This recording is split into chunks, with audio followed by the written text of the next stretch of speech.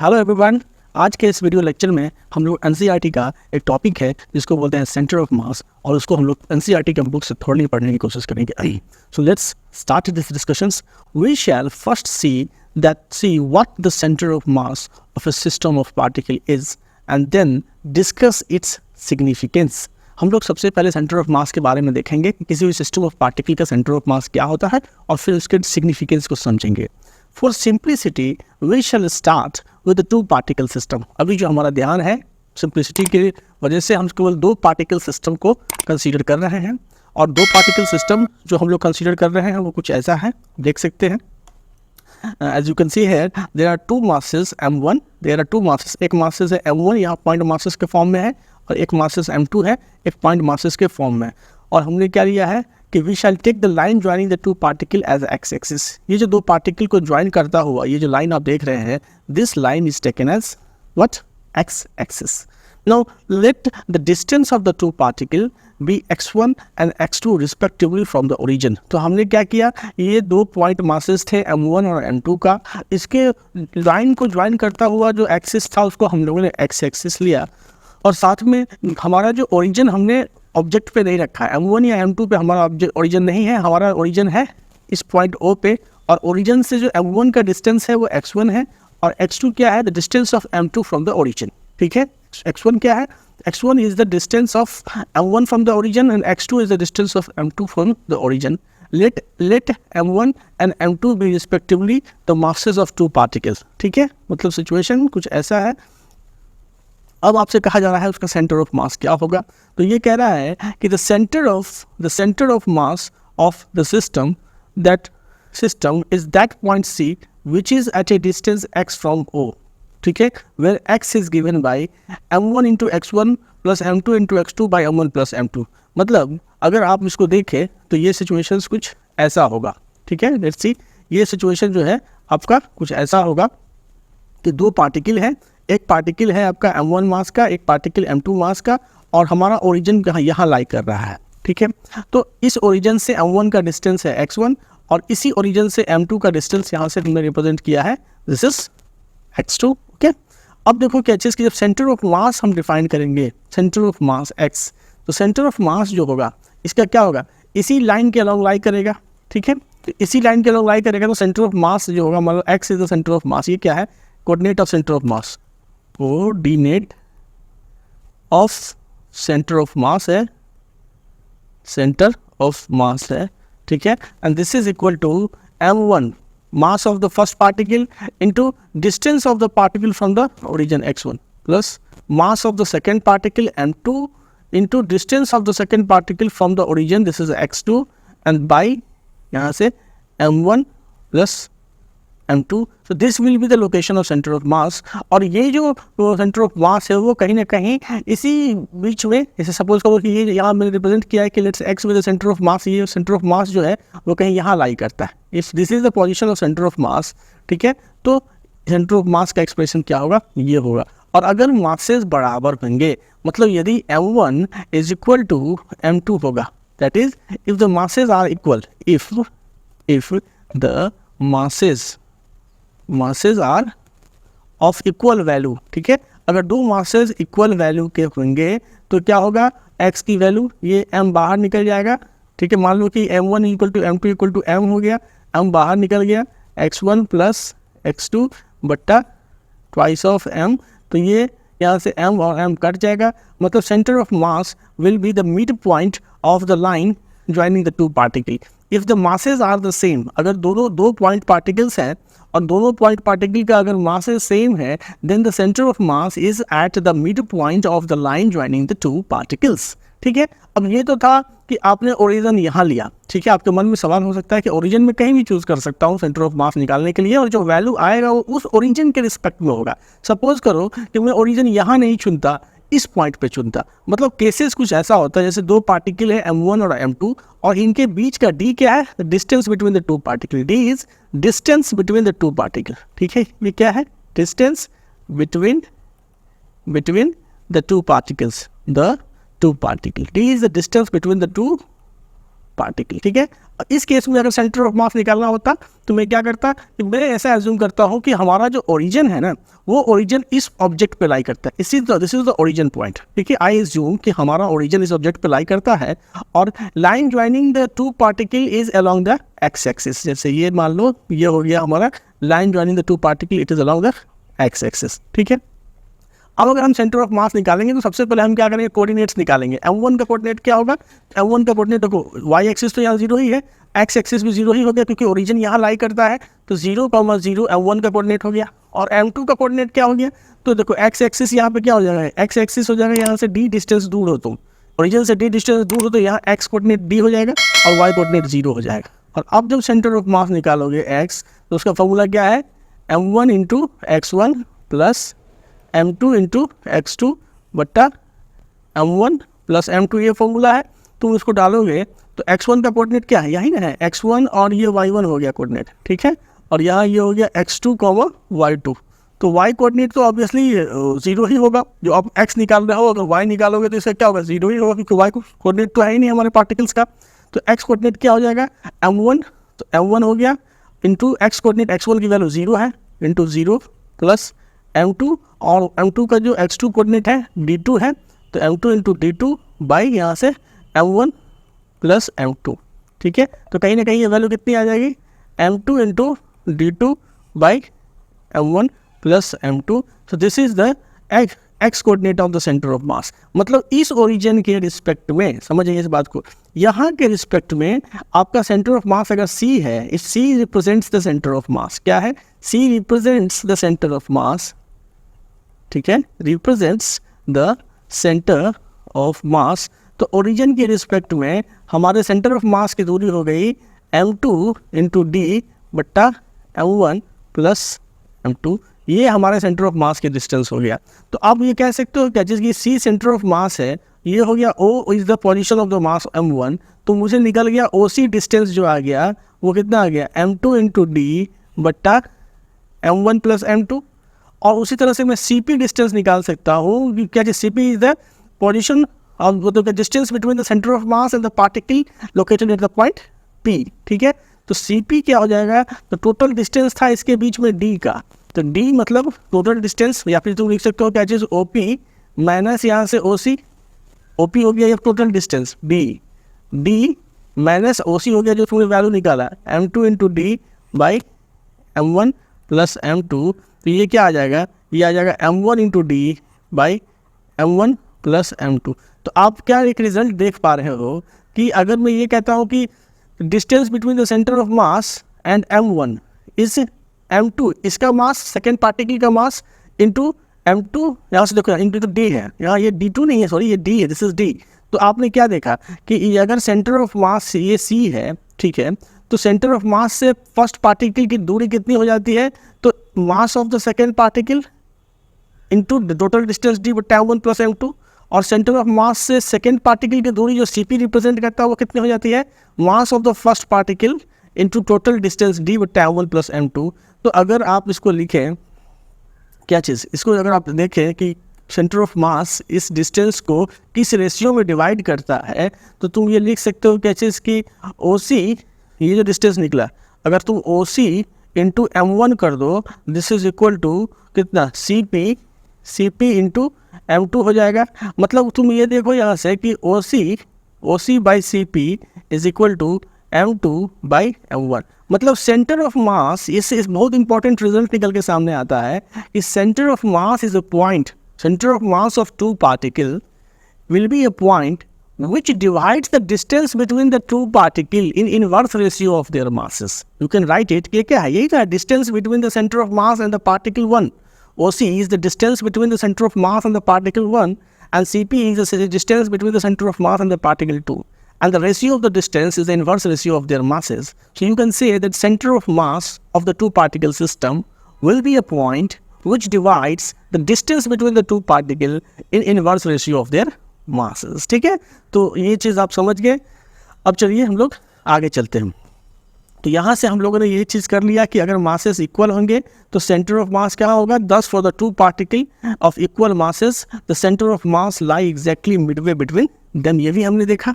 और ये भी देखा कि अगर मान लीजिए मासेस अलग अलग है, मैंने कहा कि अगर सपोज करो कि 2 मासेस है, ये मासेस आपका m1 है और ये मासेस आपका m2 है, और इनके बीच का अगर डिस्टेंस क्या है तो d है, तो सेंटर ऑफ मास जो है इनके कहीं ना कहीं जो सेंटर ऑफ मास होगा इनके बीच का डिस्टेंस d है, ठीक है। तो जो सेंटर ऑफ मास का लोकेशन होगा, जैसे सपोज करो सेंटर ऑफ मास कहीं इस पॉइंट पे सेंटर ऑफ मास है, ये पॉइंट अगर मान लो कि सेंटर ऑफ मास C आता है, तो मैंने कहा है कि जो C होता है सेंटर ऑफ मास का जो डिस्टेंस है, ये जो डिस्टेंस हो जाता है वो कितना हो जाता है, तो m2 into D by m1 plus m2 हो जाता है, ठीक है। दूसरा चीज़ मैंने ये भी कहा कि इनके बीच जो डिस्टेंस है, मतलब OC, अगर मान लो कि ये O है और ये पॉइंट P है, अगर m1 मास का लोकेशन है पॉइंट O और m2 मास का लोकेशन पॉइंट P है, तो हमने कहा कि OC, ठीक है, by CP, and this is equal to inverse ratio of their masses, तो m2 बाई यहाँ से m1 हो जाता है, ठीक है।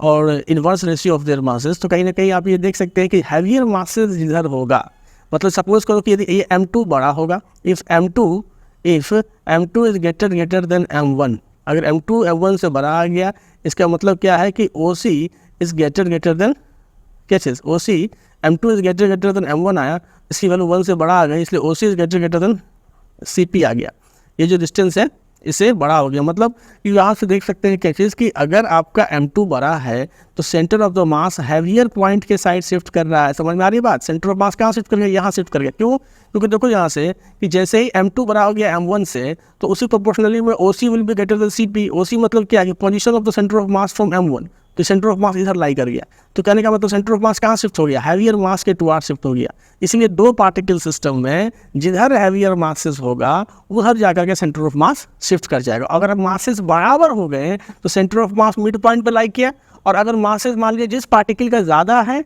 उस पार्टिकल की तरफ सेंटर ऑफ मास हमारा बढ़ता जाता है। तो इस चीज़ को भी समझ जाए जो है सो कि अगर आपको 2 पार्टिकल दे रखा है, ये मान लो m1 पार्टिकल यहाँ है और m2 पार्टिकल इधर है, ठीक है, और अगर इनके बीच जो लाइन ज्वाइनिंग है कहीं ना कहीं इसी पे सेंटर ऑफ मास होगा।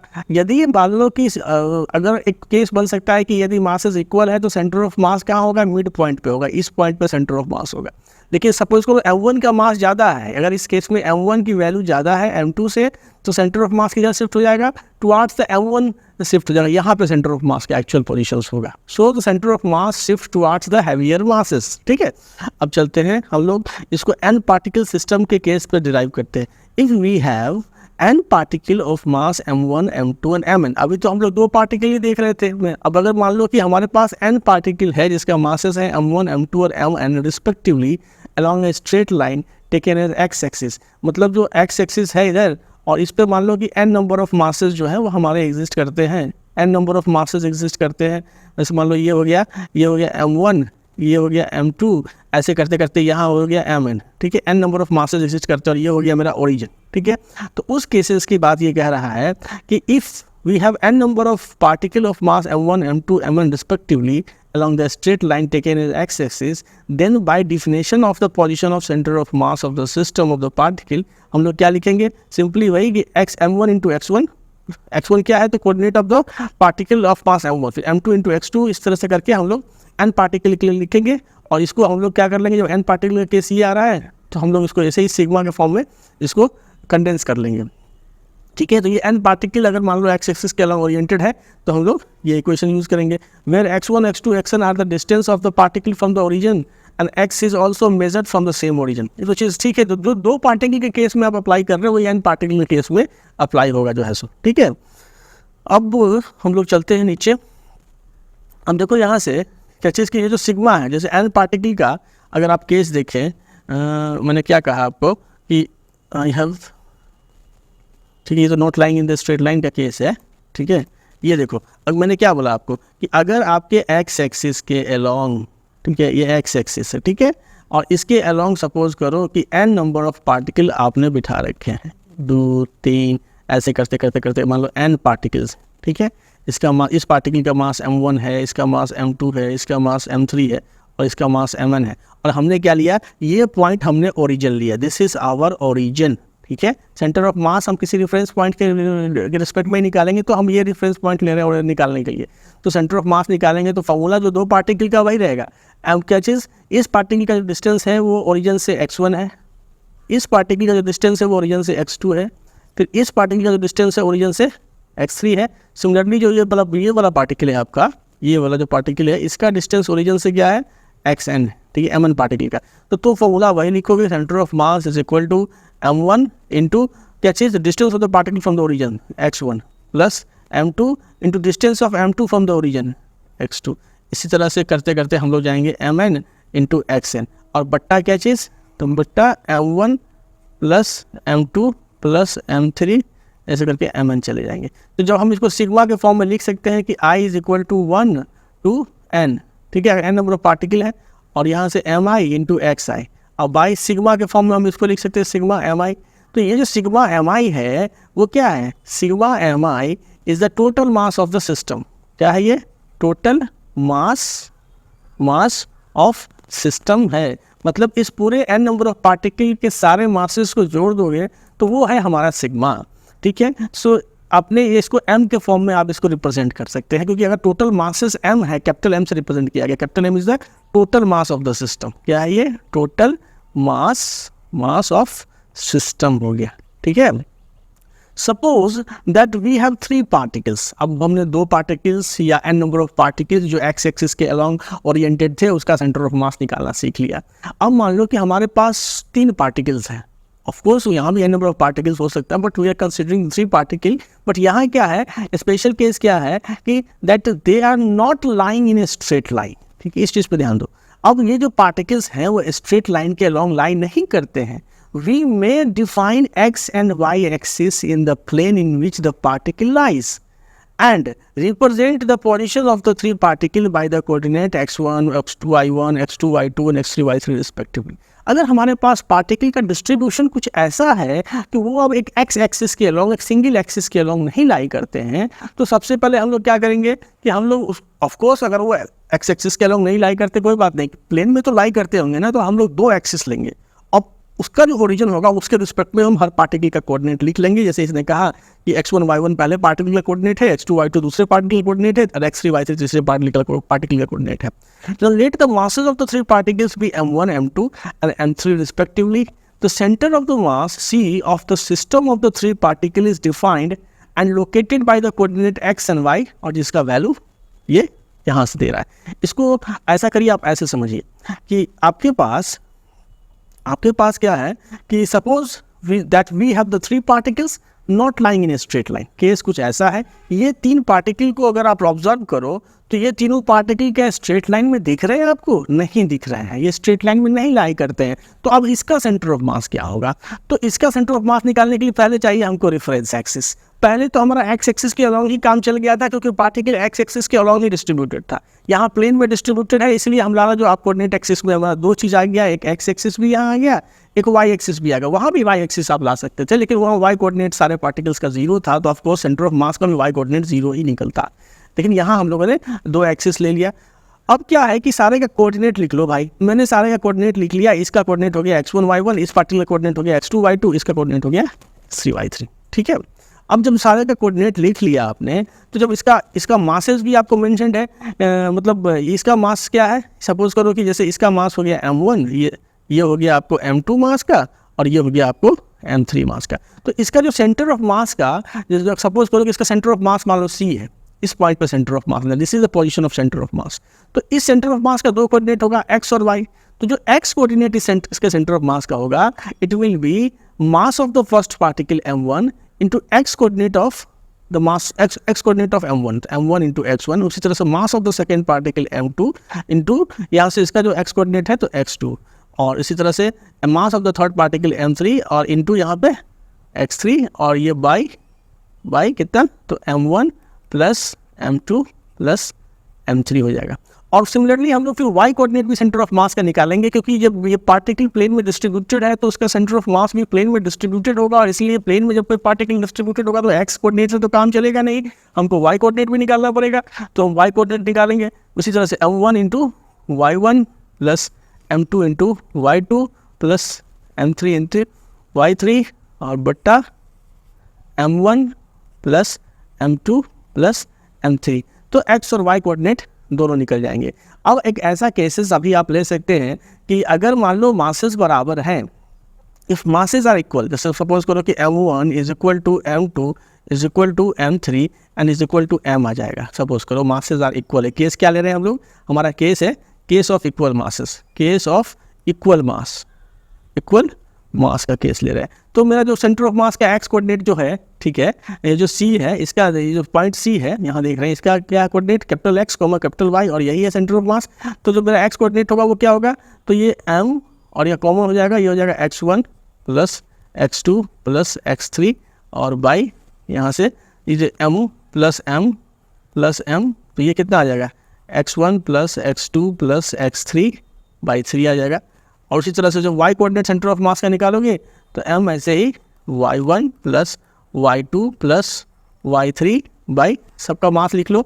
सिस्टम का मास कितना हो जाएगा? थ्राइस ऑफ m हो जाएगा, तो ये आ जाएगा y1 plus y2 plus y3 by 3 हो जाएगा। जब इक्वल मासेस हो जाएंगे, तीनों के तीनों मासेस अगर इक्वल है तो क्या केसेस बना वो आप समझ गए। For the particle of equal masses, अगर इक्वल मासेस के पार्टिकल्स हैं, ठीक है, तीनों पार्टिकल मान लो इक्वल मासेस के हैं, तो क्या हो रहा है कि जो आपने उसका सेंटर ऑफ मास निकाला, वो सेंटर ऑफ मास क्या लाई करता है? इसका सेंटर ऑफ मास कहीं ना कहीं इसके सेंटरॉइड पे लाई करता है, ज्योमेट्रिक सेंटर पे लाई करता है। तो क्यों लाई करता है? क्योंकि जब आपने इस केस पे जब आपने सेंटर ऑफ मास का कोऑर्डिनेट निकाला तो x बराबर क्या आ गया? x बराबर आ गया आपको x1, x बराबर क्या आ गया? तो ये आ गया आपको x1 plus x2 plus x3 by 3 आ गया। और y बराबर क्या आ गया? y1 plus y2 plus y3 by 3 आ गया। और ये क्या एक्चुअली में है? ये है coordinate of the centroid of the triangle. x और y जो है, x कॉमा y जो है, ये क्या आ गया अभी? Coordinates of centroid of the triangle है, सेंट्रॉइड ऑफ ट्राइंगल है। तो आपने देखा कि कैसे अगर तीन मासेस हैं और वो एक प्लेन में डिस्ट्रीब्यूटेड है, और अगर उनका मासेस इक्वल है तो उनका जो सेंटर ऑफ मास है वो कहाँ पे आया? ट्राइंगल के सेंट्रॉइड पे आया, ट्राइंगल के ज्योमेट्रिक सेंटर पे आया। अगर मासेस एक भी इक्वल नहीं होता, एक भी अगर अलग वैल्यू का मास होता, तो फिर वो ज्योमेट्रिक सेंटर पे आपका सेंटर ऑफ मास कभी नहीं आता, ठीक है। तो ये जो ज्योमेट्रिक सेंटर है, दिस इज द, इसी का कोऑर्डिनेट है ये एक्स और वाई। और आपने देखा कि 10 for the 3 particle of equal masses the centre of mass coincide with the centroid of the triangle formed by the particle.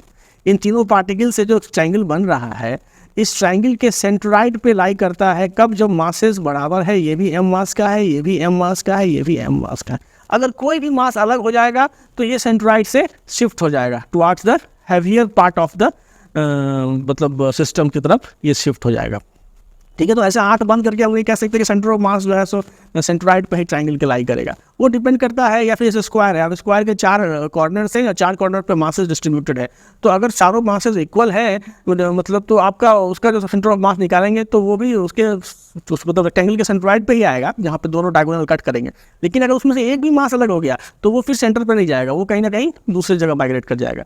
तो ये जो था हमारा कि जब मासेस बराबर होंगे, जब मासेस हमारे बराबर हो रहे थे तो हमने क्या निकाला था कि हमारा कोऑर्डिनेट आया था ये x1 plus x2 plus x3 by 3 आया था, और y कोऑर्डिनेट क्या आया था? तो y1 plus y2 plus y3 by 3 आया था। एंड दस for the 3 particles of equal masses the centre of mass coincide with the centroid of the triangle formed by the particle.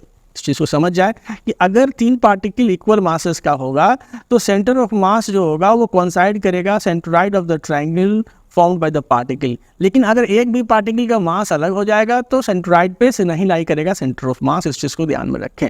अब है कि the result of the equation 7.3 का A and 7.3 का B, ठीक है। कौन सा इक्वेशन भाई? 7.3 का ए और बी है, जरा आप देख ले, रिवाइंड कर ले एक बार। ये था आपका 7.3 का ए, ठीक है। ये था 3 पार्टिकल का जब सेंटर ऑफ मास निकालते हैं तो उसका एक्स कोऑर्डिनेट और इसका वाई कोऑर्डिनेट ऐसा होता है, ठीक है। यही था। अब ये जो रिजल्ट है उसको हम लोग जनरलाइज कर रहे हैं। कैसे जनरलाइज कर रहे हैं उसको देख लें। The result of the equation 7.3 का A and B are generalized easily to the systems of n particle not necessarily lying in a plane but distributed in the space.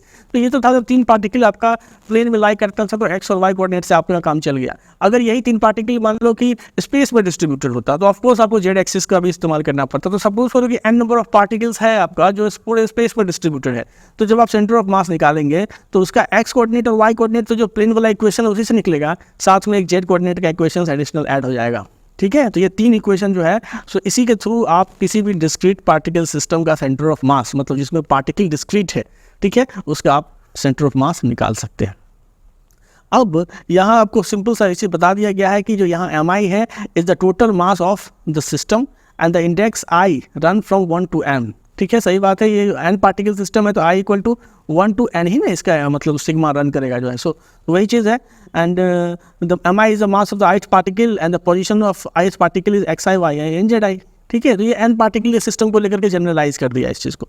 अब ये जो 3 इक्वेशंस आपने डिराइव किए, ठीक है, 7.4 का ए बी एंड सी, अगर देखो तो equation this can be combined into one equation by using the notation of position vector. चलिए इस चीज़ को भी समझ लीजिए कि जैसे इसमें समझना क्या है आपको बताता हूँ मैं कि सपोज़ करिए कि आपके पास केस क्या है, आपके पास ये केसेस है कि इस पार्टिकल का अगर कोऑर्डिनेट x1 y1 है तो तुम इसका पोजीशन वेक्टर क्या लिखोगे। इसका मान लो कि r1 अगर पोजीशन वेक्टर हुआ, इस पार्टिकल का पोजीशन वेक्टर अगर r1 हुआ तो तुम कहीं ना कहीं r1 लिख सकते हो ना, r1 is equal to x1 into i cap जो y1 इंटू जे कैप।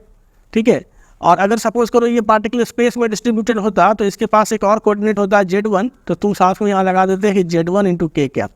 ठीक है, this will be the positions vector of this particle 1 and similarly इस पार्टिकल का पोजीशंस वेक्टर क्या लिखोगे, r2 is equal to x2 into i cap जो y2 into j cap जो z2 into k cap. उस तरह से तीनों पार्टिकल का पोजीशन वेक्टर लिख सकते हो। सिमिलरली जब तुम सेंटर ऑफ मास निकाले, एक्स कोऑर्डिनेट निकल गया, वाई कोऑर्डिनेट निकल गया, तो position vector of centre of mass क्या निकलोगे, ये जो सेंटर ऑफ मास है तुम्हारा, ये जो पॉइंट है सेंटर ऑफ मास, ये जो निकाले इसका कोऑर्डिनेट तुमने निकाला capital X comma capital Y, ये फॉर्मूला इस्तेमाल किया। अगर ये स्पेस में डिस्ट्रीब्यूटेड होता तो एक कैपिटल जेड भी आता, सेंटर ऑफ मास का 3 कोऑर्डिनेट आता। तो इस सेंटर ऑफ मास को अगर सिंगल पोजीशन वेक्टर से रिप्रेजेंट करो, जैसे मान लो this is the position vector R हो गया, कैपिटल आर से रिप्रेजेंट करो, तो position vector of the centre of mass को क्या तुम लिख सकते हो कि आर इज इक्वल टू यहाँ से x coordinate of the centre of mass into i cap जो y coordinate of the centre of mass into j cap जो z coordinate of centre of mass into k cap. This is the position vector of the centre of mass. ये क्या है, ये है आपका position vector of centre of mass. क्या है, position vector of centre of mass है। तो तुम इसको अगर देखो तो यहाँ से लिखोगे जब r इज इक्वल टू, तो क्या लिखोगे, s की वैल्यू क्या है, अगर तुमने n पार्टिकल सिस्टम के जो निकाला है तो उसमें क्या निकाला, sigma i is equal to 1 to n। ठीक है, और यहाँ है m i into x i. ठीक है, और बाई यहाँ पे क्या है, बाई यहाँ पे है सिग्मा एम आई इंटू यहाँ पे तुम क्या लिखोगे, आई कैप लिखोगे। उसी तरह से y कोऑर्डिनेट निकाला है तो sigma i is equal to 1 to n और m i into y i by sigma m i, और यहाँ पे जे कैप लिखोगे। उसी तरह से तुम जब z particle n number of particle system की बात कर रहे हैं इसलिए सिग्मा यूज़ कर रहे हैं, i is equal to 1 to n और m i into z i और बाई सिग्मा एम आई। तो जब तुम देखोगे क्या चीज़ कि नीचे वाला तो सिग्मा एम आई ही है, तो ये आ जाएगा तुमको क्या, तो 1 बाई सिग्मा एम आई। ठीक है, कॉमन ले लो, और इसको जब तुम लोगे तो ये क्या लिख सकते हो, इसको लिख सकते हो यहाँ से कि sigma i is equal to 1 to n। ठीक है, और यहाँ से एम आई कॉमन ले लो। ठीक है, तो ये क्या हो जाएगा, x I into i cap जोड़ वाई आई इंटू जे कैप और जोड़ Z I into k cap. तो अल्टीमेटली तुम इसको लिख सकते हो कि 1 बाई सिग्मा एम आई। ठीक है, और ये हो जाएगा sigma i is equal to 1 to n और m i into x i y i j i क्या होगा, आई एच पार्टिकल का position vector m i into r i लिख सकते हो। तो कहीं ना कहीं जो सेंटर ऑफ मास का पोजीशन वेक्टर है वो क्या आ गया, ये आ गया। ठीक है, तो यही चीज़ यहाँ बताने की कोशिश की जा रही है कि आपको ये पता हो गया इन तीनों इक्वेशन से, इक्वेशन 7.4 का A B and C can combined into one equation by using the notation of positions vector.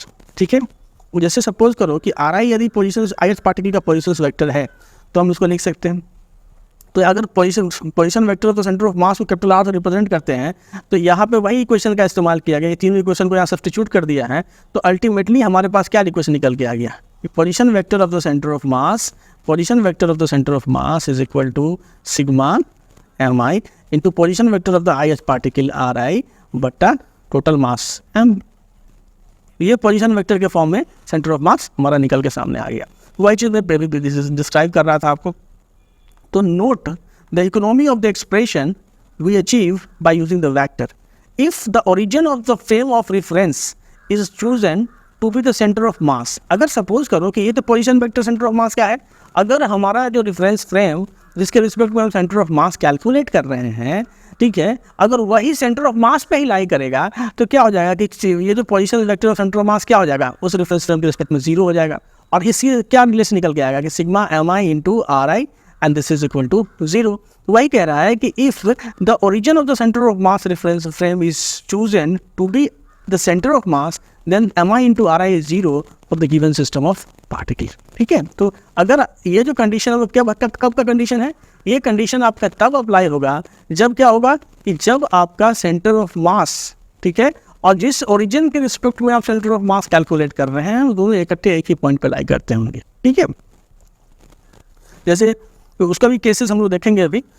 अब आते हैं हम लोग कि a rigid body such as a meter stick or a flywheel is a system of closely packed particle।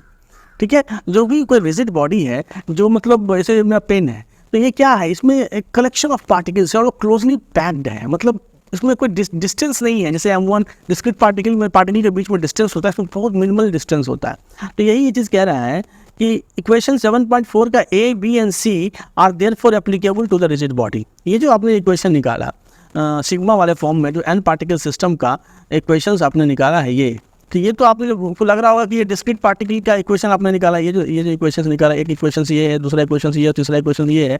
ये n particle जो n particle system के लिए था, जो स्पेस में डिस्ट्रीब्यूटेड था।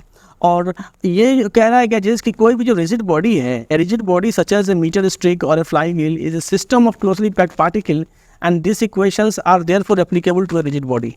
लेकिन अब उसमें कुछ केसेस हैं कि the number of the particles जो इस रिजिड बॉडी में है, जैसे atoms and molecule is such in such a body is so large that it is impossible to carry out.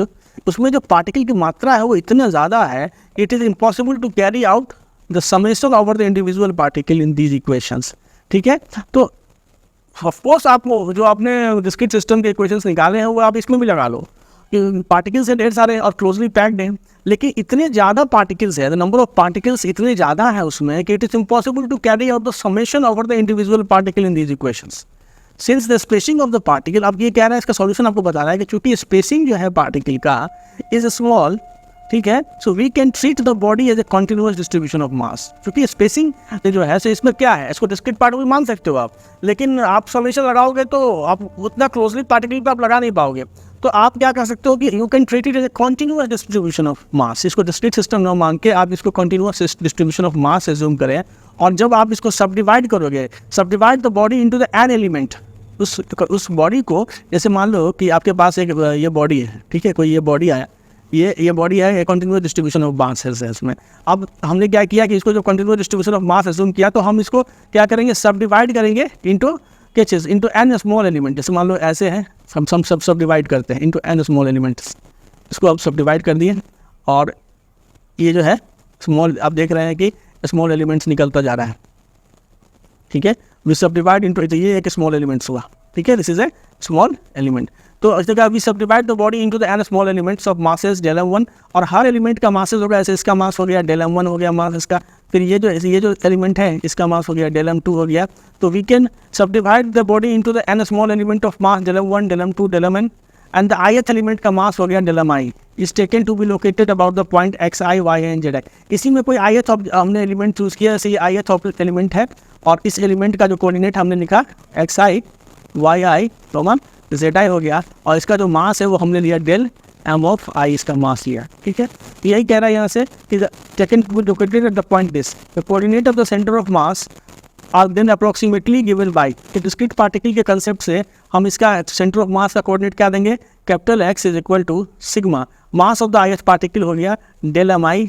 ठीक है, ith पार्टिकल हो गया डेल mi, और इंटू इसका x कोऑर्डिनेट, तो इसका x कोऑर्डिनेट है xi, और y यहाँ पे तो सिग्मा, और ये डेल mi।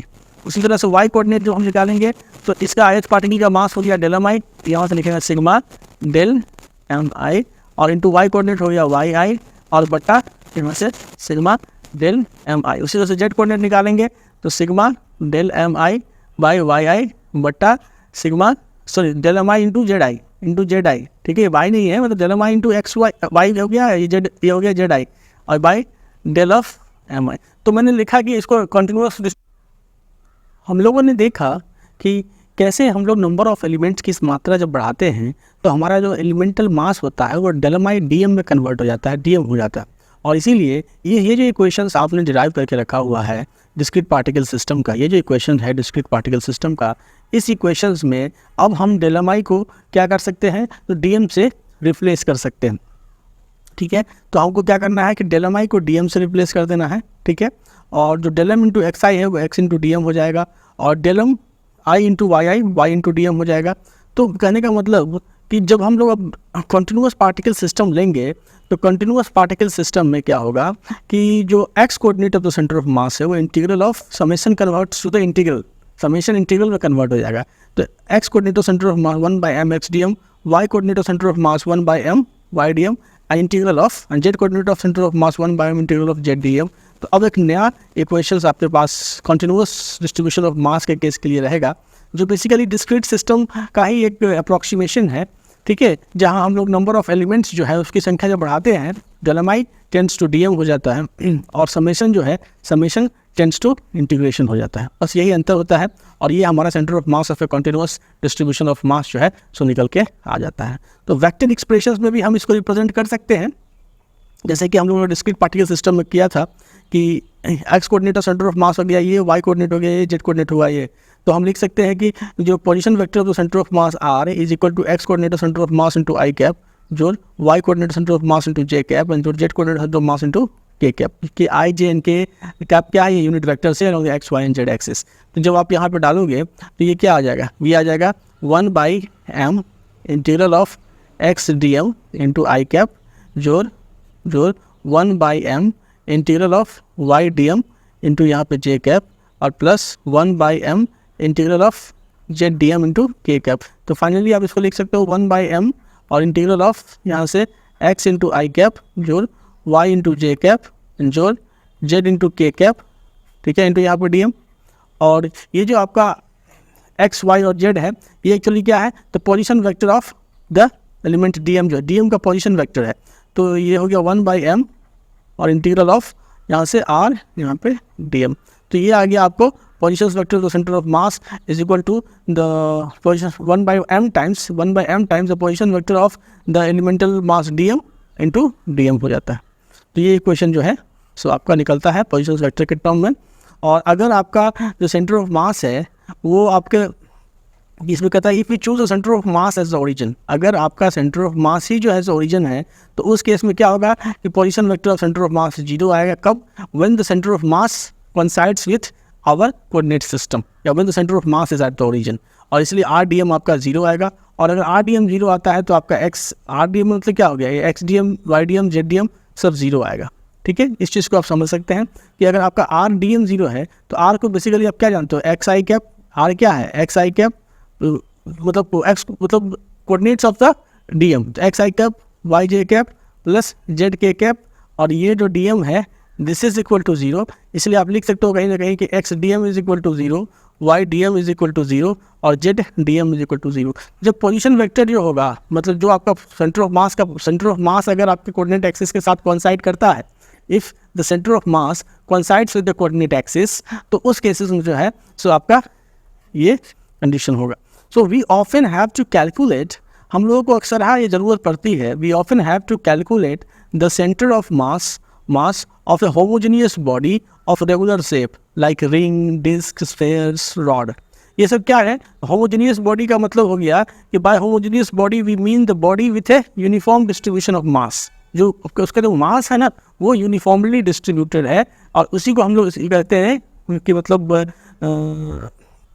आपका कि होमोजेनियस बॉडीज है। होमोजेनियस बॉडी का क्या मतलब होता है, जिसका मास होमोजेनियस बॉडी, होमोजेनियस अगर बॉडी आपको बोलता है इसका मतलब क्या है कि मास यूनिफॉर्मली डिस्ट्रीब्यूटेड है, मास इज यूनिफॉर्मली डिस्ट्रीब्यूटेड। ठीक है, मास क्या है तो यूनिफॉर्मली डिस्ट्रीब्यूटेड है। होमोजेनियस डिस्ट्रीब्यूशन में मास क्या होता है तो यूनिफॉर्मली डिस्ट्रीब्यूटेड होता है। तो जब ऐसा कोई मतलब आपको सिस्टम सिमेट्रिक है, रेगुलर शेप का बॉडी ऐसा रिंग हो गया, रिंग कैसा होता है, रिंग ऐसा होता है, ये एक थिकनेस, इसकी एक थिकनेस होती है, दिस इज अ रिंग। ठीक है, या फिर आपका स्फेयर हो गया, स्फेयर क्या होता है ऐसा होता है, रॉड हो गया तो रॉड क्या होता है ऐसा होता है। तो ये जो सारा बॉडीज़ है ये रेगुलर शेप का बॉडीज़ है, इसका सेंटर ऑफ मास हमको निकालना रहता है जिसमें कि मतलब यूनिफॉर्मली डिस्ट्रीब्यूटेड होमोजेनियस बॉडीज़ होता है। तो by using the symmetry consideration we can easily show that the centre of mass of these bodies lie at the geometric centre. जो सिमेट्रिक कंडीशंस का जब हम लोग इस्तेमाल करेंगे तो हम लोग ये कह सकते हैं कि इन सभी बॉडीज़ का जो सेंटर ऑफ मास है वो इसके ज्योमेट्रिक सेंटर पर लाई करेगा। ज्योमेट्रिक सेंटर मतलब कि जैसे मान लो ये स्फेयर है, तो स्फेयर का ज्योमेट्रिक सेंटर क्या है, इसका सेंटर जो होगा, सो रिंग है तो इसका सेंटर जो होगा वो इसका ज्योमेट्रिक सेंटर है, या रॉड है तो इसका मिडिल पॉइंट जो है इसका ज्योमेट्रिक सेंटर है। तो ये हम लोग कैसे कह सकते हैं कि इसका जो सेंटर ऑफ मास है वो ज्योमेट्रिक सेंटर पर लाई करेगा, उसको एग्जाम्पल से यहाँ एक्सप्रेस कर रहा है कि जैसे सपोज करिए कि आपके पास एक रॉड है और मैंने एक्स एक्सिस लिया है along the length of the rod, और मैंने मिड पॉइंट को ही ओरिजिन लेता हूँ, this is taken as the origin, this is what, this is origin. जो रॉड का मिड पॉइंट है वही ओरिजिन हमने लिया है। दो मासेस कंसीडर किए हैं, रॉड के लेफ्ट में और रॉड के राइट में। तो ये एक्स लोकेशन, रॉड के लेफ्ट में एक्स डिस्टेंस पे हम लोगों ने एक मास कंसीडर किया डीएम, और यहाँ से भी माइनस एक्स डिस्टेंस पे मास कंसीडर किया डीएम। तो जब हम लोग इसका निकालेंगे, इसकी वैल्यू जब निकालेंगे तो वो क्या होता है कि let us consider a thin rod whose width and breadth in the case, मतलब in case the cross section of the rod is rectangular और radius, ठीक है, in case of cross section of the rod is cylindrical। मतलब हम एक ऐसा rod consider करते हैं जिसका width और breadth जो है, ठीक है, whose width and breadth और radius is much smaller than its length। मतलब कहने का ये मतलब है कि आप ऐसे देखें कि हम लोगों ने क्या किया कि एक ऐसा रॉड कंसीडर किया है, ठीक है, consider rod whose width and breadth, जिसका जो चौड़ाई है, ठीक है, रॉड है तो रॉड का ये चौड़ाई है, ठीक है, और ब्रेथ भी होगा, ठीक है, दूसरी डायमेंशनल होगा कोई रॉड। तो ये जो आपका डायमेंशन है रॉड का, चाहे विड्थ हो गया, ब्रेथ हो गया, या अगर सर्कुलर रॉड है तो इसका एक रेडियस होगा। तो ये कहना है कैजेस कि ये जो वैल्यूज़ हैं विड्थ, ब्रेथ या रेडियस, ये लेंथ के, इसके जो रॉड के लेंथ के कंपैरिजन में बहुत नेग्लिजिबल है, ठीक है, कि it is much smaller than its length, ठीक है, उसने ऐसा केस कंसीडर किया। अब देखो कहता है क्या, जिसके दो मास एलिमेंट लिया उसने ओरिजिन से, ओरिजिन मिड पॉइंट पे लिया, origin is taken at the mid point for finding centre, मतलब for finding the centre of mass. अब इस ओरिजिन से एक्स डिस्टेंस पे एक एलिमेंट लिया और इधर भी एक एक्स डिस्टेंस पे एक एलिमेंट लिया। On the account of reflection symmetry for every element DM on the rod at x there is an element of same mass dm located at minus x। Reflection symmetry से देखो, इस axis के about अगर reflection लोगे तो क्या है कि हर एक एलिमेंट के लिए एक दूसरा एलिमेंट भी अवेलेबल है जो कि located at minus distance x पे लोकेटेड है। सो तो इसका तो नेट कंट्रीब्यूशन होगा जब तुम निकालोगे इंटीग्रल ऑफ एक्स डीएम, तो तुम तो पूरा लेंथ लोगे ना यार, यहाँ से लेके मान लो कि ये यहाँ अगर है तो मान लो ये माइनस एल हो गया, या फिर ये एल लेंथ का सपोज करो रॉड है, ये क्या है, एल लेंथ का ये रॉड है। तो तुम ओरिजिन पे अगर इसको रेफरेंस पॉइंट लिए तो ये लेंथ, इसका कोऑर्डिनेट क्या हो गया, माइनस ऑफ L/2, इसका हो गया L/2। तो जब तुम इंटीग्रेट करोगे माइनस ऑफ L/2 से और L/2 के बीच में, तो हर एक एलिमेंट देखो ना तुम यहाँ पे जो है, सो ये क्या कैंसिल आउट होता चला जाएगा। सो क्या होगा कि the net contribution of every such pair of integral क्या होगा, and hence the integral x DM जो होगा इटसेल्फ इज 0। तो कहने का क्या मतलब हुआ कि जब तुम इसको इंटीग्रेट करोगे इस लिमिट के अंदर, तो एक्स डीएम ये हो गया माइनस एक्स डीएम और ये एक्स डीएम, तो नेट कंट्रीब्यूशन क्या हो जाएगा, नेट कंट्रीब्यूशन हो जाएगा 0 हो जाएगा। तो यही कि यहाँ पे बताने की कोशिश की जा रही है कि नेट कंट्रीब्यूशन, ये देखो यहाँ से net contribution of every such pair to the integral the integral and hence the integral x d m itself is 0, ठीक है।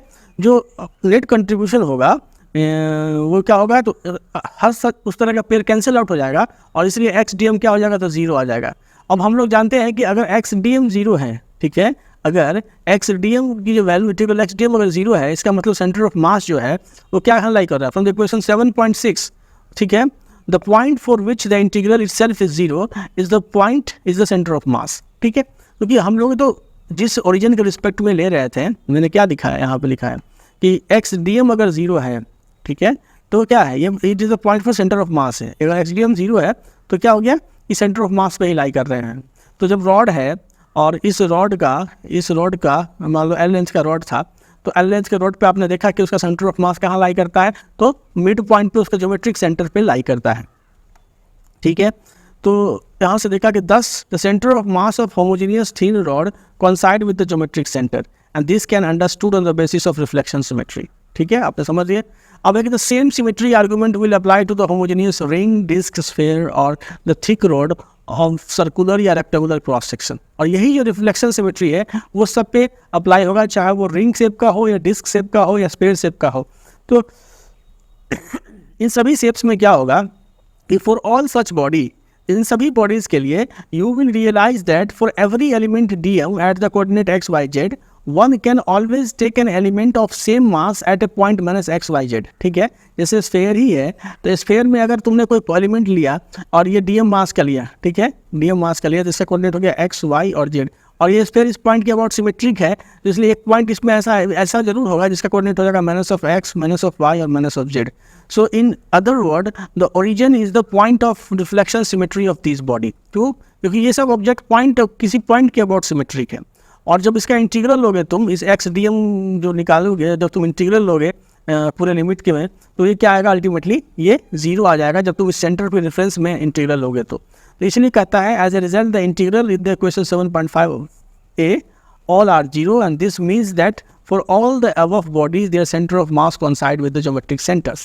ठीक है, तो इसको समझने का एक और भी मतलब वे है कि जैसे ये सारा बॉडीज देखो, जैसे रिंग ही है, तो अगर रिंग का कोई मास एलिमेंट तुम यहाँ कंसीडर करते हो डीएम मास का, सपोज करो कि तुमने यहाँ पे डीएम मास का एक एलिमेंट लिया, ठीक है, तो ठीक इस पॉइंट रिंग क्या है, सिमेट्रिक है about this point, ring is symmetric about this point, तो एक एलिमेंट ऐसा जरूर होगा जिसका कोऑर्डिनेट क्या होगा, तो अपोजिट होगा। तो जब तुम इसको जब कोऑर्डिनेट से निकालोगे, जैसे x integral of x DM निकालोगे, या इंटीग्रल ऑफ वाई डीएम निकालोगे, या इंटीग्रल ऑफ जेड डीएम निकालोगे, और इस पूरे बॉडी का लिमिट जब ऐसा कंसीडर करोगे, तो ये सब क्या आएंगे, ये सब जीरो आ जाएंगे। कब? जब तुम इस पॉइंट ऑफ सिमेट्री इसके रिस्पेक्ट में बैठ करके जो है सो ये कोऑर्डिनेट्स वगैरह ले रहे हो, तो ये क्या आएगा, जीरो आएगा। तो कहने का यही मतलब है कि for all such body you will realise that for every element d m at a point x y z one can always take an element of same mass at a point minus of x y and z। ठीक है, so in other word the origin is the point of reflection symmetry for this body। और इसीलिए ये जो आपका centre of mass का coordinate है, जैसे मैंने कहा कि x coordinate of centre of mass जो है x डीएम है, या y coordinate of centre of mass क्या है, z डीएम है, sorry x y d m है, या z coordinate of centre of mass क्या integral of z d m है। तो ये जो फॉर्मूला है, तो जब तुम सेंटर ऑफ इनके ज्योमेट्रिक सेंटर पर बैठ करके ये फॉर्मूला अप्लाई करोगे, तो ये सब वैल्यूज़ क्या आ जाएंगे, जीरो आ जाएंगे। और ये इंडिकेट करता है कि आपका सेंटर ऑफ मास वही लाई करता है जिसके रेफरेंस में आप बैठ करके इसको निकाल रहे हैं। ठीक है, तो एक तो चीज़ ये समझ में आ गई सिमेट्री का कंसेप्ट, कि ये सारे ऑब्जेक्ट क्या है, इस point symmetry, symmetrical about the point, symmetrical about point. तो अगर ऑब्जेक्ट पॉइंट के अबाउट सिमेट्रिक है तो उसका सेंटर ऑफ मास उस पॉइंट पे लाई करेगा। हाँ, एक चीज़ और है कि ये ज़रूरी नहीं है कि सेंटर ऑफ मास जो है सो ऑब्जेक्ट के मटेरियल के अंदर ही लाई कर रहा है। जैसे ये रिंग है तो इसका सेंटर ऑफ मास क्या आउटसाइड द मटेरियल लाई करता है। इस चीज़ को भी आप ध्यान में रखें, this is not essential that centre of mass always lies inside the material of the body, it may be outside the material of the body. तो सिमेट्री को लेकर के एक चीज़ समझ जाए कि यू कैन बाईपास वन और मोर इंटीग्रल। देखो क्या है कि जब भी आप कंटिन्यूअस सिस्टम का, जब आप कंटिन्यूअस सिस्टम का निकालोगे ना, एक मिनट, जब आप कंटिन्यूअस मास सिस्टम का जब आप सेंटर ऑफ मास निकालोगे जिसमें कंटिन्यूअस डिस्ट्रीब्यूशन ऑफ मास होगा, तो तुम क्या करोगे, एक्स कोऑर्डिनेट निकालोगे और ये हो जाएगा integral of x d m, y coordinate निकालोगे integral of y d m, और जेड कोऑर्डिनेट निकालोगे तो integral of z d m. तो ये तीन कोऑर्डिनेट्स तुमको निकालने पड़ेंगे। अब क्या है कि यू कैन बाईपास वन और more of this integral if an object has a point symmetric. तो पॉइंट सिमेट्रिक अगर हुआ, अगर कोई ऑब्जेक्ट पॉइंट के अबाउट सिमेट्रिक हुआ, तो ऑफकोर्स जो है सो तीनों का तीनों वैल्यू जो है सो जीरो आ जाएगा। अगर तुम उस पॉइंट पे रेफरेंस में बैठ करके तुम्हारा रेफरेंस एक्सिस अगर उस सिमेट्रिक पॉइंट के रेफरेंस में है, तो ये तीनों का वैल्यू क्या हो जाएगा, जीरो होगा। अगर मान लो कि लाइन के अबाउट सिमेट्रिक है, ए लाइन और ए प्लेन सिमेट्रिक, अगर कोई ऑब्जेक्ट किसी लाइन के अबाउट सिमेट्रिक है, किसी लाइन के अबाउट सिमेट्रिक का मतलब क्या कह सकते हो कि जैसे मान लो कि तुम्हारा ये कोन है, ठीक है, ये कोन है। अब ये कोन को अगर तुम देखो तो ये जो लाइन इसके वर्टेक्स से पास करता है, इसके अबाउट सिमेट्रिक है। जितना मास तुम्हारा इधर है, ये जो मास, जितना मास तुम्हारा इधर है उतना ही मास तुम्हारा जो है सो इधर है ना, है ना। तो ये क्या है, सिमेट्री, लाइन सिमेट्री है। ये जो ऑब्जेक्ट है वो क्या है, लाइन सिमेट्री है। तो ये अगर लाइन सिमेट्री है तो इसका सेंटर ऑफ मास कहाँ लाई करेगा, इस लाइन पे लाई करेगा, ठीक है, it will lie on this line, ठीक है। और अगर कोई ऑब्जेक्ट प्लेन के अबाउट सिमेट्रिक है, ठीक है, तो उसका सेंटर ऑफ मास उस प्लेन पे लाई करेगा। तो centre of mass of such object then lies at the point at the line और द प्लेन। तो कोई भी ऑब्जेक्ट अगर पॉइंट के अबाउट सिमेट्रिक है, जैसे कि स्फेयर है, रिंग है, रेक्टेंगल है, ठीक है, या स्क्वायर है, ये क्या है, किसी पॉइंट के अबाउट सिमेट्रिक है, तो उसका सेंटर ऑफ मास उसी ज्योमेट्रिक सेंटर पर लाई करेगा, ठीक है। अगर कोई ऑब्जेक्ट है जो लाइन के अबाउट सिमेट्रिक है, जैसे मान लो कि कोई सेमी सर्कुलर रिंग है, ये क्या है, एक सेमी सर्कुलर रिंग है, तो ये जो रिंग है वो क्या हो गया, ये एक लाइन के अबाउट सिमेट्रिक है। कौन सा लाइन? ये जो वर्टिकल लाइन ड्रॉ करोगे तो देखो इसका रिफ्लेक्शन इधर, इसका रिफ्लेक्शन इधर सेम आ रहा है, तो ये क्या सिमेट्रिक अबाउट द लाइन है, क्या है? सिमेट्री अबाउट लाइन है। तो इसका जो सेंटर ऑफ मास होगा वो इसके ज्योमेट्रिक सेंटर पर लाई नहीं करेगा, लेकिन हाँ इस लाइन पे कहीं ना कहीं लाई करेगा। तो ये लाइन अगर सपोज करो तुम्हारा वाई एक्सिस होगा तो केवल वाई कोऑर्डिनेट निकालोगे तो तुम, क्योंकि ये अगर मान लो इसको एक्स एक्सिस माना तो एक्स कोऑर्डिनेट निकालने की तो ज़रूरत है नहीं, लाइन के अबाउट सिमेट्रिक है, तो इस लाइन पे ही इसका जो है तो सेंटर ऑफ मास लाई करेगा। For example the centre of mass of uniform sphere which is a point symmetry, कोई यूनिफॉर्म स्फीयर क्या एक पॉइंट के अबाउट सिमेट्रिक है, is at the centre of the sphere, ठीक है। Centre of mass of a uniform cone, ये क्या है? Whose axis is a line of symmetry, किसी कोन का जो एक्सिस है, ये जो एक्सिस है तो ये देखो ये क्या लाइन क्या है? ये line of symmetry lies on the axis of the cone. Centre of mass of a banana, अगर कोई केला ले लो, which has a plane of symmetry that is split into two equal parts lies somewhere in the plane of symmetry. तो ये चीज़ याद रखना, जिस एक्सिस के अबाउट, मतलब जिस, अगर कोई ऑब्जेक्ट पॉइंट के अबाउट सिमेट्रिक है सेंटर ऑफ मास उस पॉइंट पे लाई करेगा। अगर कोई ऑब्जेक्ट किसी एक्सिस के अबाउट सिमेट्रिक है, किसी लाइन के अबाउट सिमेट्रिक है, centre of mass of the object उस लाइन पे लाई करेगा। और अगर कोई ऑब्जेक्ट किसी प्लेन के अबाउट सिमेट्रिक है तो सेंटर ऑफ मास उस प्लेन पे लाई करेगा। ये जब आपको ध्यान रहेगा तो ये तीनों का तीनों इंटीग्रल निकालने की जरूरत नहीं पड़ेगी किसी कंटिन्यूअस ऑब्जेक्ट के सेंटर ऑफ मास को निकालने के लिए जो है सो, ठीक है। अब हमारे पास एक दो सवाल है, एग्जाम्पल प्रॉब्लम है, हम लोग उसको कर लेते हैं कि find the centre of mass of 3 particles at the vertices of equilateral triangle.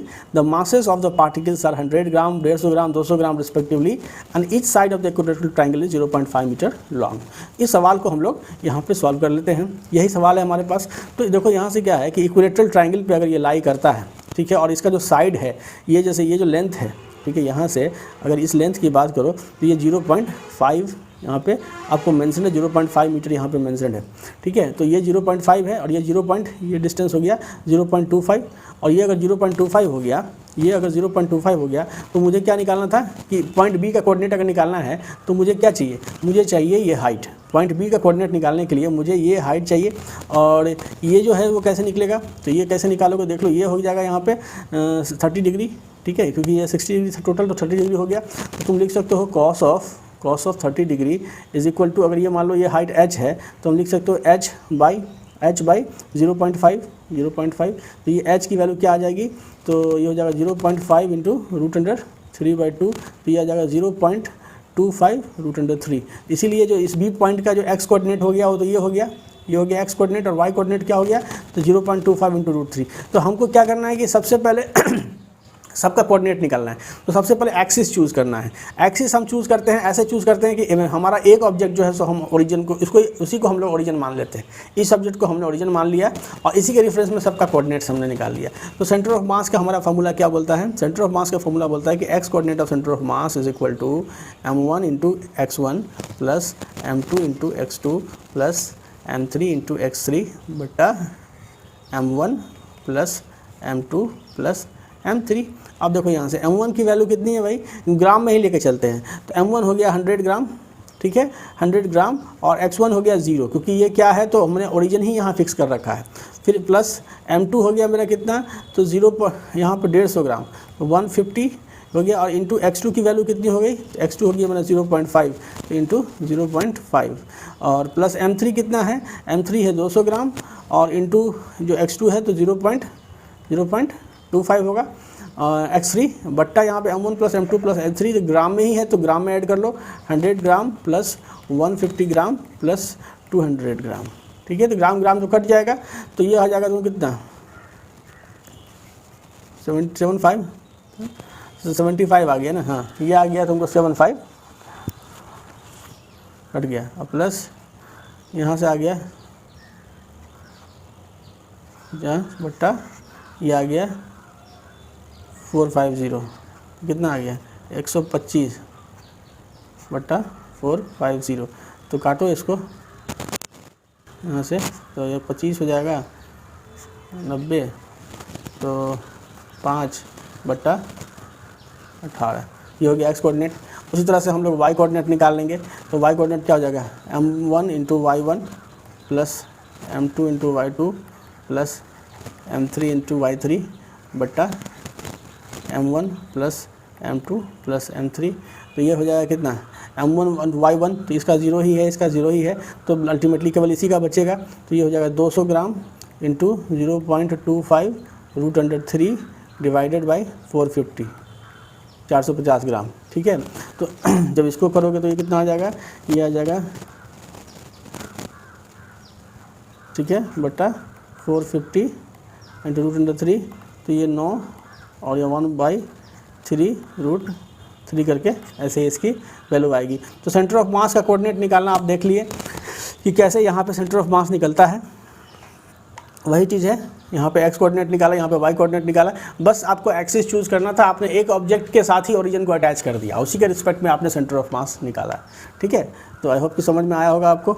अब एक नेक्स्ट क्वेश्चन है क्या इसमें, हाँ, the lamina, find the centre of mass of A triangular lamina. ठीक है, कि एक ट्रायंगुलर लेमिना है इस साइज़ का, L, M और N, this is a triangular lamina, और इसका सेंटर ऑफ मास निकालने के लिए कह रहा है। ठीक है, तो उस केसेस के में जो है, सो जैसे सपोज करिए कि ये ट्रायंगुलर लेमिना है, this is a triangular lamina, और आपको इसका सेंटर ऑफ मास निकालने के लिए कह रहा है।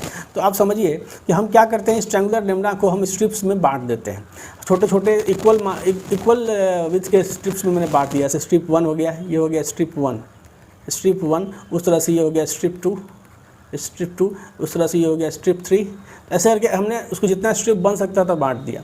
अब देखो तो हर स्ट्रिप का जो सेंटर ऑफ मास कहाँ होगा, उसके ज्योमेट्रिक सेंटर पे लाई करेगा, यहाँ लाई करेगा। ठीक है, उस तरह से इस स्ट्रिप 2 का सेंटर ऑफ मास इसके इस पॉइंट पे लाई करेगा, इस स्ट्रिप का सेंटर ऑफ मास, क्योंकि ये यूनिफॉर्मली क्या है, होमोजीनियस लेमिना है, इस पॉइंट पे लाई करेगा। फिर ये जो स्ट्रिप है, ये जो आपका स्ट्रिप आप देख रहे हैं, मतलब मैं ये कह रहा हूँ कि ये जो आपका स्ट्रिप है, ये है ना, तो इस स्ट्रिप का सेंटर ऑफ मास कहाँ लाई करेगा, इसके ज्योमेट्रिक सेंटर पे, तो इसका इसके ज्योमेट्रिक सेंटर पे, इसके ज्योमेट्रिक सेंटर पे।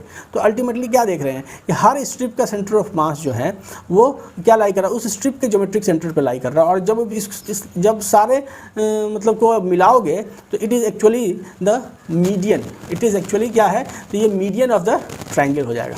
ठीक है, so by symmetry each strip has its centre of mass at the mid point, and if we join the mid point all the strip we get the medium. तो triangle का ये क्या आ गया, median आ गया, this is the median of the triangle. Median क्या होता है, जो अपोजिट वर्टेक्स से mid point of the side of the triangle को इंटरसेक्ट करता है, this is the median of the triangle हो गया।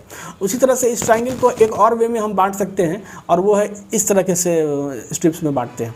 और उसके बाद हर स्ट्रिप्स का क्या होगा, उसका रिस्पेक्टिव ज्योमेट्रिक सेंटर पे उसका जो है सो सेंटर ऑफ मास होगा। और जब उस लाइन को हम ज्वाइन करेंगे तो कहीं ना कहीं ये बताएगा कि centre of mass of the triangular lamina will be along the median LP, और ये कह रहा है कि will be along the median MQ। इस तरह से हम लोग एक और मतलब वे में बांट सकते हैं।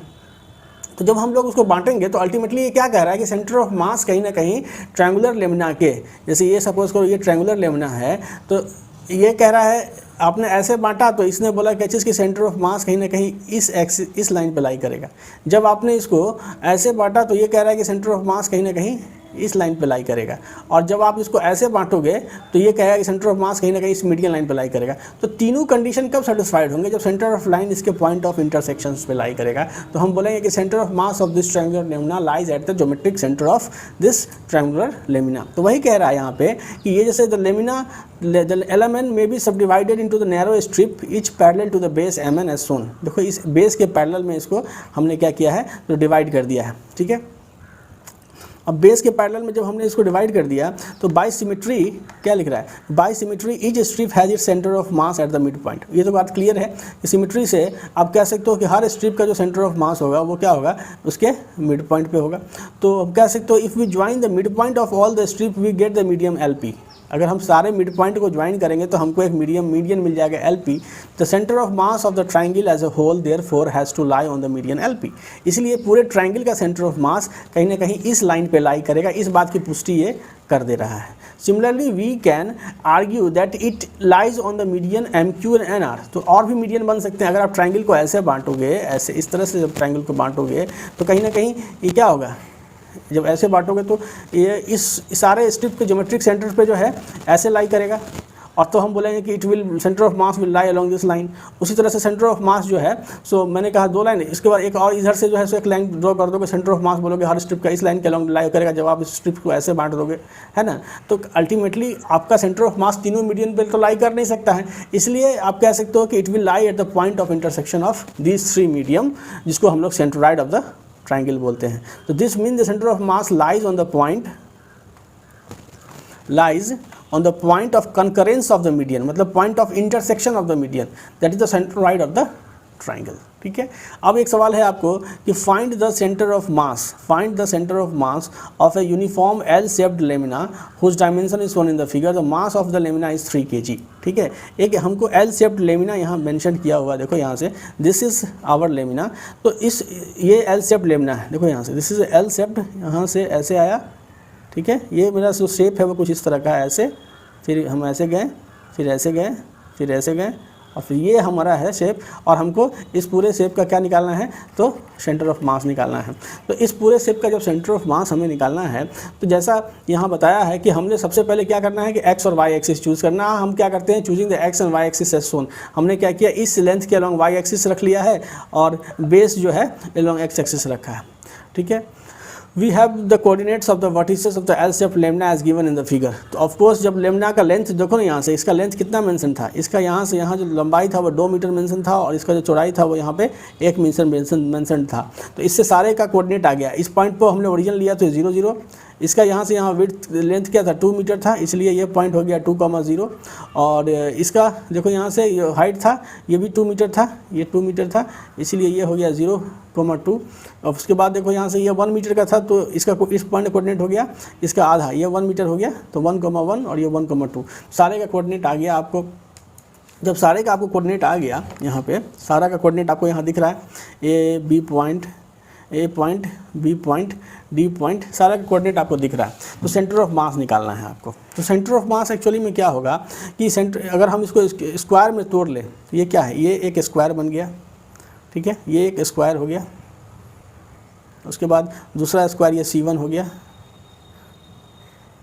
और तीसरा स्क्वायर ये आ गया।